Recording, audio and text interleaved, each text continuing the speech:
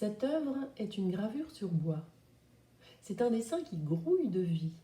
Au premier plan, un jeu de cartes, une pipe dans un cendrier, une grosse boîte et un amoncellement de livres.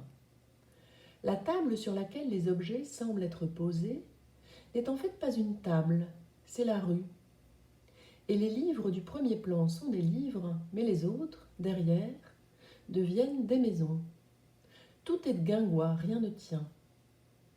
Mais pourquoi donc les choses devraient-elles être droites et bien rangées? Pourquoi tout devrait-il être logique et rationnel?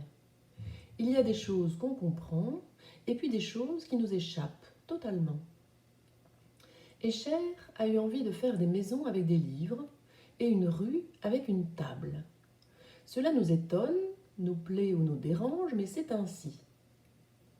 N'est-ce pas comme cela que ça se passe avec nos émotions? Elles vont et viennent dans tous les sens, parfois on les comprend, on les maîtrise, mais parfois elles nous dépassent totalement. Elles peuvent nous surprendre et surtout elles peuvent être désagréables ou agréables.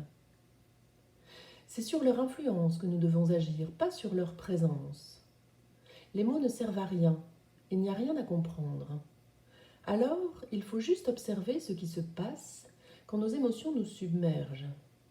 Facile à dire, mais dans la pratique, un peu moins. Ne pas chercher à modifier nos émotions négatives, ni les chasser ou essayer de les contenir, mais regarder comment elles agissent sur nous. Bien respirer alors, ne rien vouloir d'autre que bien respirer en observant ce qui se passe quand elles sont là. Du noir quand on inspire et du blanc quand on expire. Et les battements du cœur qui ralentissent.